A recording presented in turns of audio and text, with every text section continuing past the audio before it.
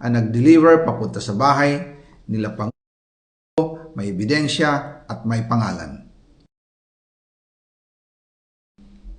Para sa bawat Pilipino, alam ko na buo ang galit ninyo sa akin ngayon. Nauunawaan ko rin kung bakit, lalo na at malaki ang halagang nakataya. Pero bago kayo humusga, hayaan ninyong ipaliwanag ko ang buong katotohanan. Matagal akong hindi nagsalita dahil may direktang utos sa akin. Huwag nang bumalik ng Pilipinas at manahimik na lamang. Umalis ako noong July 19, 2025 para sa aking medical check-up. Nakaplanong bumalik pagkatapos ng SONA ni Pangulo.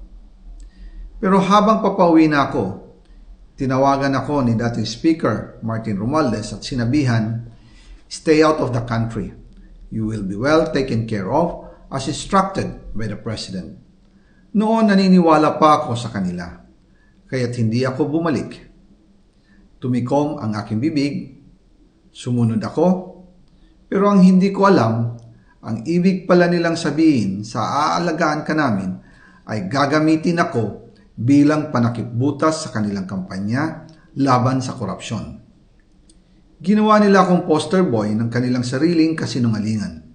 Ngayon, hindi na ako mananahimik, ilalabas ko ang lahat ng katotohanan. May resibo, may ebidensya, at may pangalan. Nagsimula ito nung tumawag si Sekmina Pangandaman sa akin nung nagumpisa ang BICAM process last year, 2024. Ang sabi niya, katatapos lang ng meeting nila ni Pangulo at may instructions na mag-insert o magpasok ng 100 billion worth of projects sa BICAM.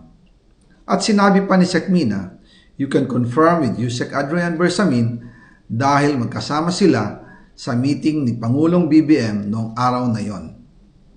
Tinawagan ko po agad si Yusek Adrian Bersamin at tinanong ko kung may instruction nga ba ang Pangulo na magpasok ng 100 billion during their meeting.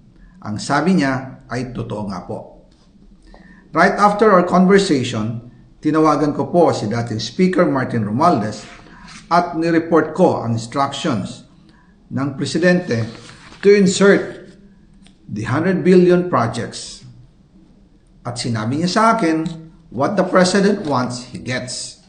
After ng ilang araw, nag-set po ng meeting si Sekmina Pangandaman at Yusek Adrian Bersamin sa amin ni dating Speaker Martin Romualdez sa Aguado Building in front of Gate 4 ng Malacanang at nandun din po si Yusek Jojo Cadiz.